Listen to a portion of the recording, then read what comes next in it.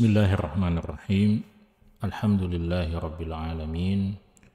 Wassalatu wassalamu ala asyrafil anbiya'i wal mursalin wa ala alihi wa sahbihi ajma'in, amma ba'd. Sahabat-sahabat, ikhwan dan akhwat yang dimuliakan oleh Allah Subhanahu wa taala, kita bersyukur pada Allah Subhanahu wa taala. Dalam kesempatan kali ini kita kembali melanjutkan kajian kita tentang Madakhilus Syaitan ala Salihin, atau pintu-pintu masuk, jalan-jalan masuk syaitan kepada orang-orang saleh. Dalam kajian kita sebelumnya, kita telah menegaskan akidah dan keyakinan Ahlus Sunnah wal Jamaah tentang syaitan berdasarkan Al-Quranul Karim dan Sunnah Nabi kita Muhammad Sallallahu Alaihi Wasallam, di mana Ahlus Sunnah wal Jamaah meyakini dengan seyakin-yakinnya bahwa syaitan adalah makhluk yang wujud, yang eksis sebagai bagian dari kalangan bangsa jin yang kemudian memilih untuk membangkang pada perintah Allah Subhanahu wa taala dan menjadikan manusia sebagai musuh mereka yang paling utama, sehingga menjadi misi sepanjang kehidupan syaitan untuk menjatuhkan dan menyesatkan umat manusia. Dalam kesempatan kali ini kita akan mencoba mengulas secara singkat seperti apa grand strategi, ya, seperti apa gambaran strategi besar syaitan untuk menjatuhkan umat manusia, menjatuhkan manusia dan menjauhkannya dari Allah Subhanahu wa taala. Kita akan mengutip penjelasan yang diangkat atau yang diungkap oleh Al-Imam Ibnu Qayyim Al-Jauziyah rahimahullahu ta'ala, di mana Ibnu Qayyim Al-Jauziyah rahimahullah menyimpulkan bahwa setidaknya ada 6 strategi besar yang berupa tahapan-tahapan di mana syaitan menjatuhkan manusia. Jadi 6 strategi besar ini adalah berupa tahapan-tahapan di mana syaitan menjatuhkan kita manusia, menyesatkan kita manusia dari jalan Allah Subhanahu wa taala, dari jalan keselamatan yang semestinya. Langkah yang pertama atau strategi yang pertama adalah yas'a asy-syaitanu li an yakfura al-insan aw yusyrik. Syaitan akan berusaha agar manusia itu kemudian menjadi manusia yang kafir atau manusia yang musyrik, yang menyekutukan Allah Subhanahu wa ta'ala. Jadi inilah yang menjadi tujuan terbesar para syaitan itu. Tujuan terbesar mereka adalah bagaimana agar kemudian manusia itu kafir kepada Allah Subhanahu wa ta'ala, atau menyekutukan Allah Subhanahu wa ta'ala. Itulah sebabnya di dalam Al-Quran kita diingatkan bahwa inna syirka la zulmun azim, bahwa sesungguhnya kesyirikan atau menyekutukan Allah Subhanahu wa taala itu adalah satu bentuk kezaliman yang terbesar, yang paling besar. Karena itulah kemudian syirik dan juga kufur kepada Allah itu dinyatakan sebagai dosa yang terbesar yang dilakukan oleh seorang manusia. Nah, kalau seorang manusia itu telah kafir kepada Allah, telah menyekutukan Allah Subhanahu wa taala, maka ya disitulah puncak keberhasilan para syaitan. Karena ketika seorang manusia itu telah kafir, telah musyrik, maka syaitan mengerti betul kebaikan apapun yang dilakukan oleh seorang manusia yang kafir atau seorang manusia yang musyrik, maka itu tidak ada lagi nilainya di sisi Allah Subhanahu wa taala. Ya, di dalam hitungan perkalian itu semisal atau sama dengan ketika kita mengalihkan jumlah bilangan apapun dengan angka 0. Ketika seorang manusia telah kafir atau musyrik pada Allah Subhanahu wa taala, maka kebaikan apapun yang dia lakukan semuanya bernilai 0. Tidak ada lagi nilainya di sisi Allah Subhanahu wa taala, tidak akan ada lagi gunanya, manfaatnya untuk kehidupan akhiratnya.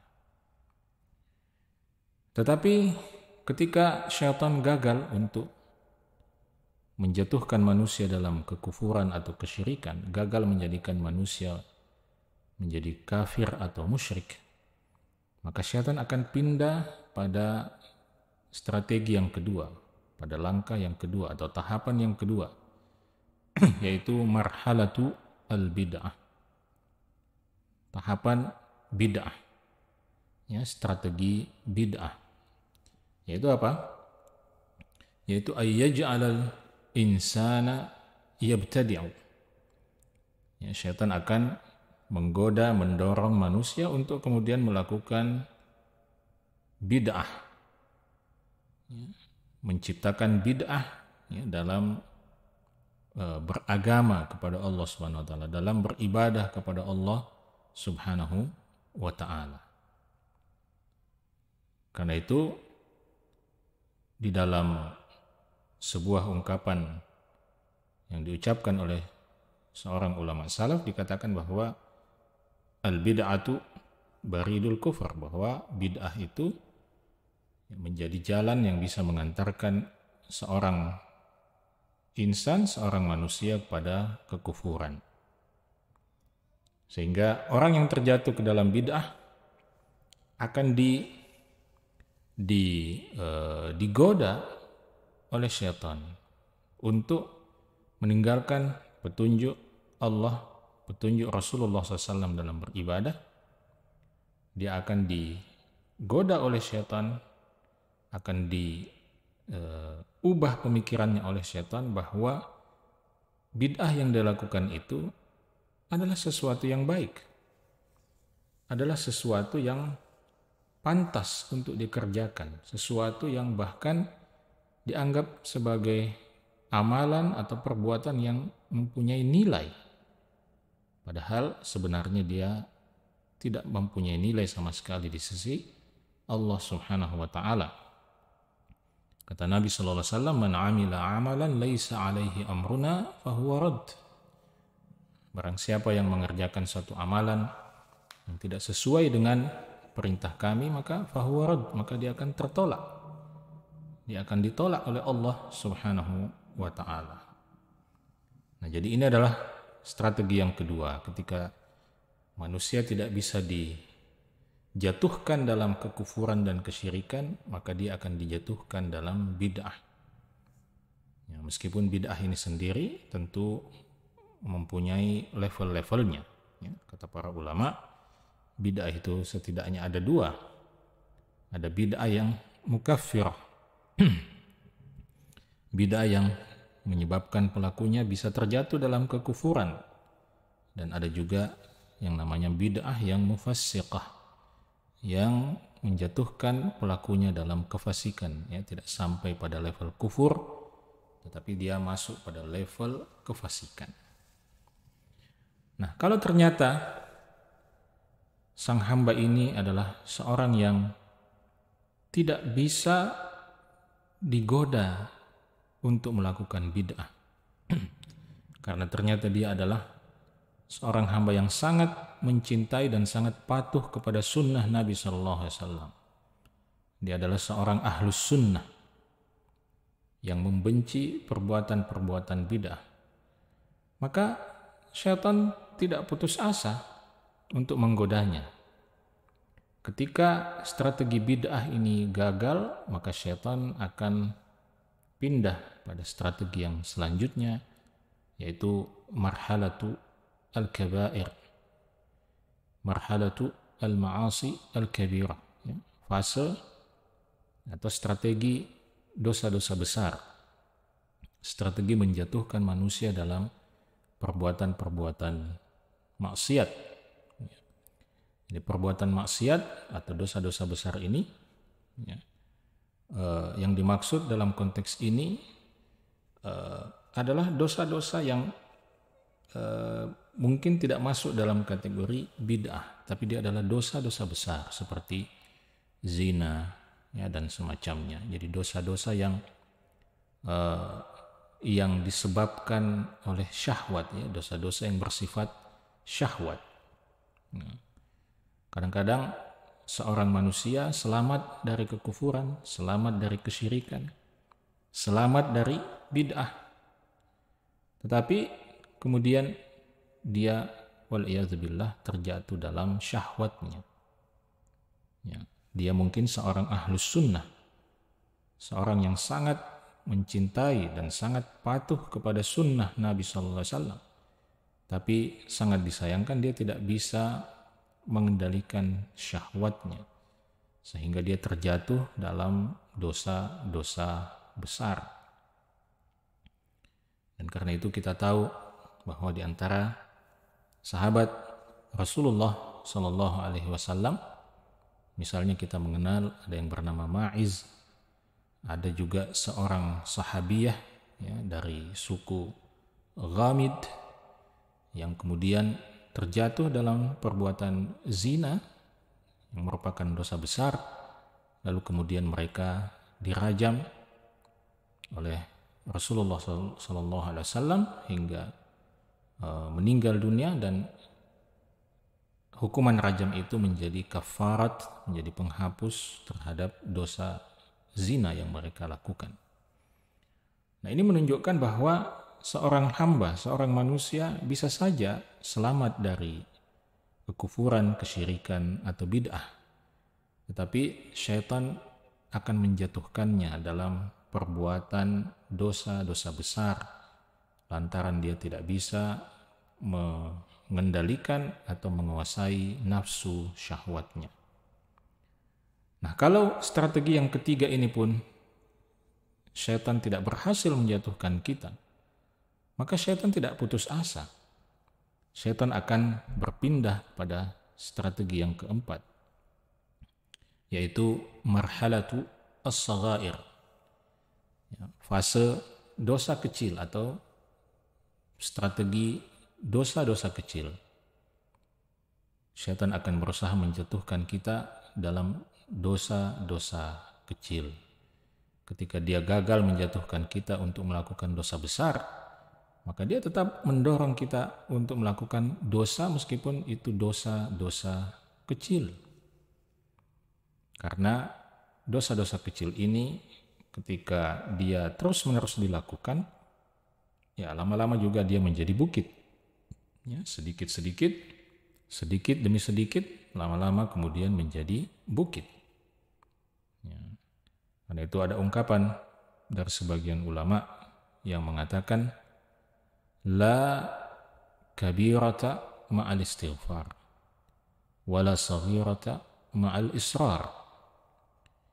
Ya, katanya tidak ada dosa besar selama kita mau beristighfar. Artinya dosa yang besar itu pun akan hancur selama kita mau beristighfar.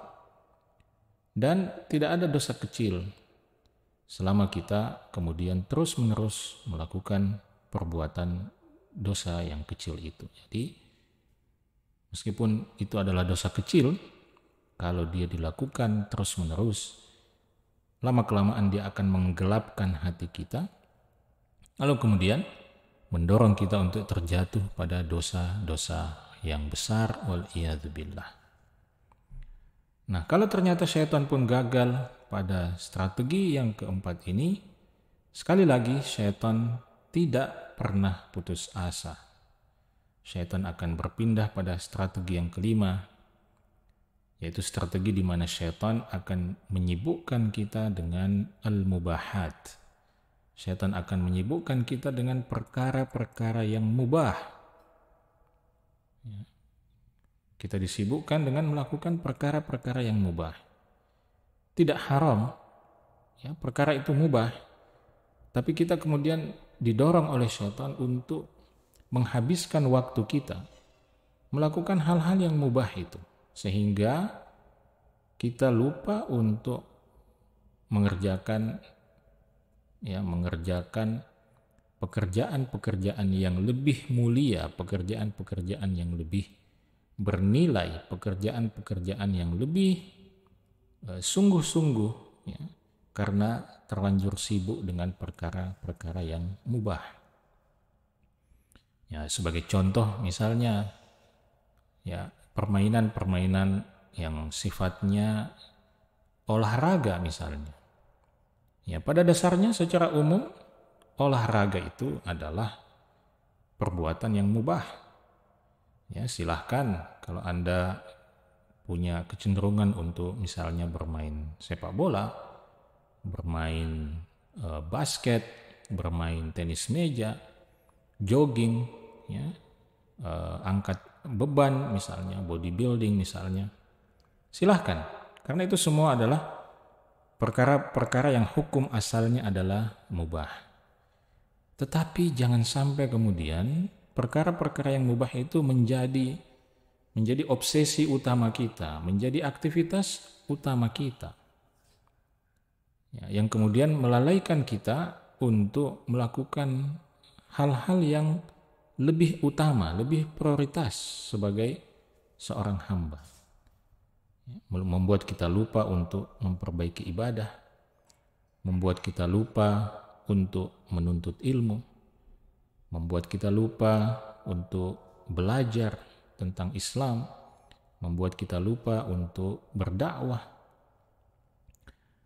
membuat kita lupa untuk melakukan kebaikan-kebaikan yang lainnya.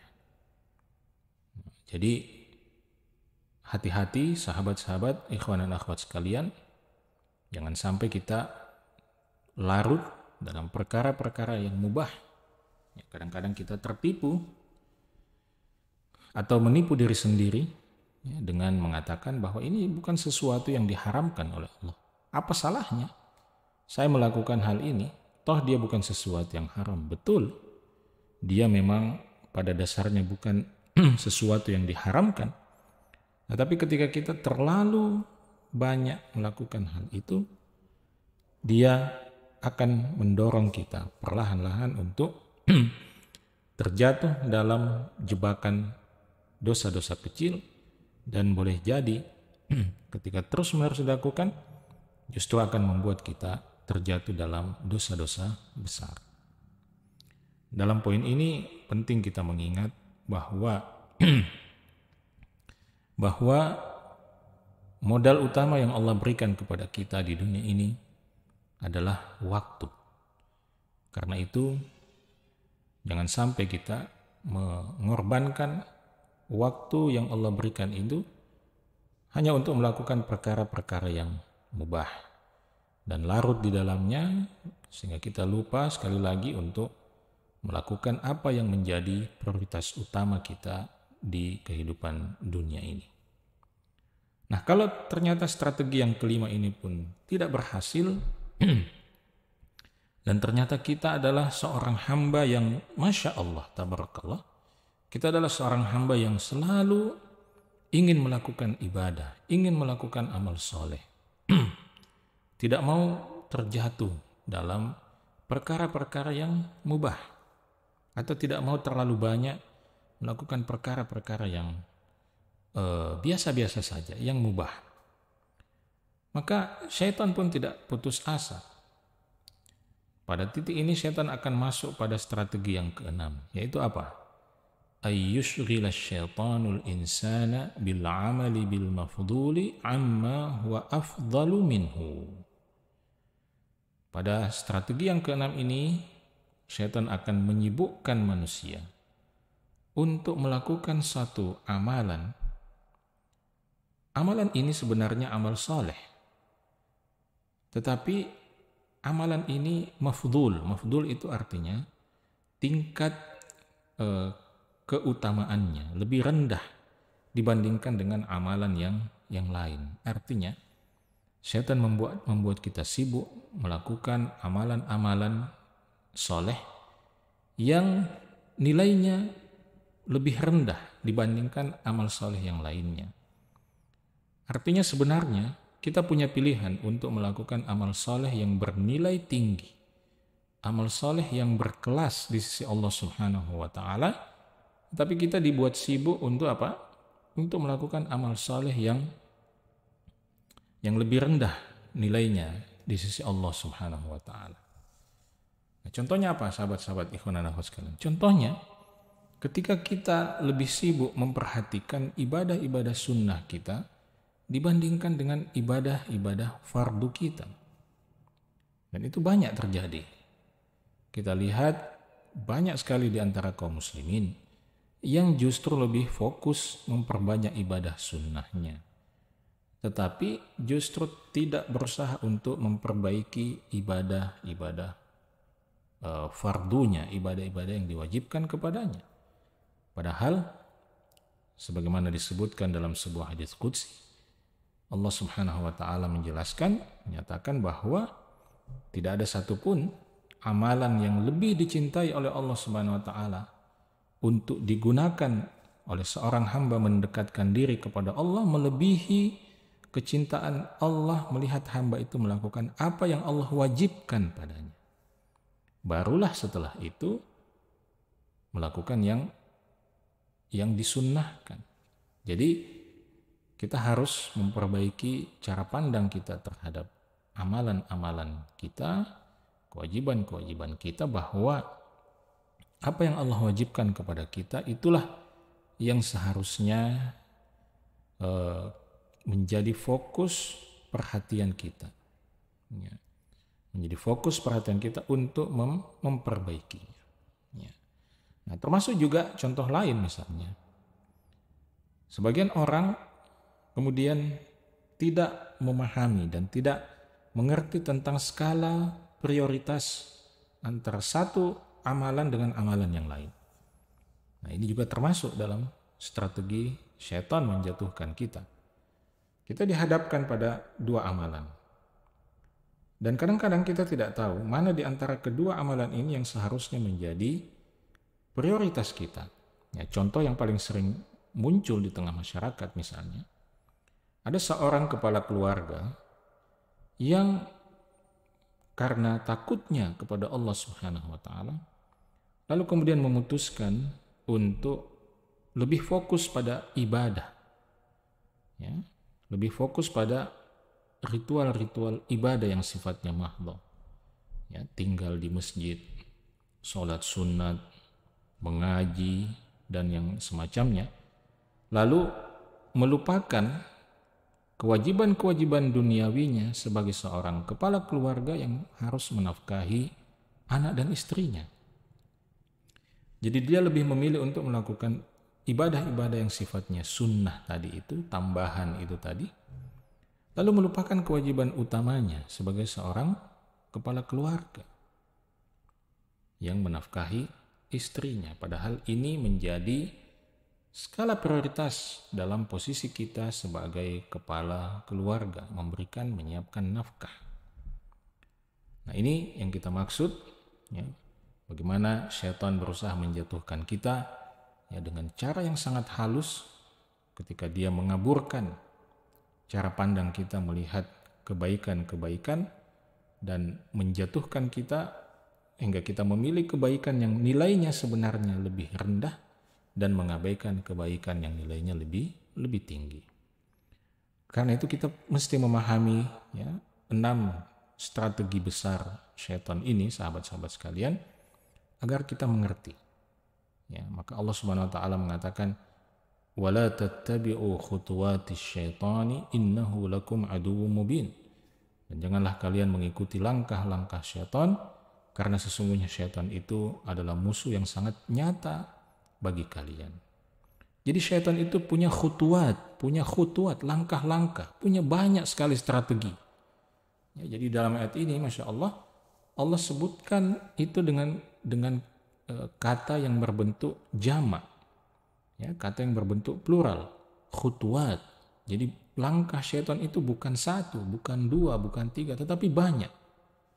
Ya, 6 langkah yang kita sebutkan ini pun hanya sekedar sebuah gambaran besar, ya, tentang apa yang akan dilakukan syaitan pada kita. Nah, detailnya sangat banyak, sangat beragam. Karena itu ketika kita berhadapan dengan syaitan, ketika Allah sudah menetapkan syaitan sebagai musuh utama kita, maka itu artinya kita berhadapan dengan musuh yang sangat-sangat menakutkan, sangat-sangat berbahaya, yang harus kita hadapi dengan ilmu yang benar, ya, dengan panduan yang benar dari Allah Subhanahu wa Ta'ala. Syaitan akan masuk kepada kita melalui pintu yang paling sesuai dengan kondisi kita, keadaan kita. Ketika Anda adalah seorang alim, seorang ustadz, seorang kiai, seorang da'i, maka syaitan akan masuk kepada kita melalui pintu itu. Ketika Anda adalah seorang ahli ibadah, ahli zuhud, ya, maka syaitan akan masuk melalui pintu kezuhudan. Dan tentu saja ketika kita adalah orang yang jahil, syaitan pun akan masuk melalui pintu kejahilan itu. Maka ini sahabat-sahabat sekalian, penting sekali bagi kita untuk menyadari betapa berbahayanya musuh kita yang bernama syaitan ini, ya, musuh yang akan menghadapi kita, menyerang kita hingga kita meninggalkan kehidupan dunia ini. Maka kita belajar dalam kajian ini insya Allah bagaimana pintu-pintu syaitan itu memasuki orang-orang soleh seperti Anda. Demikian, semoga bermanfaat. Kita bertemu lagi dalam kesempatan yang mendatang. Assalamualaikum warahmatullahi wabarakatuh.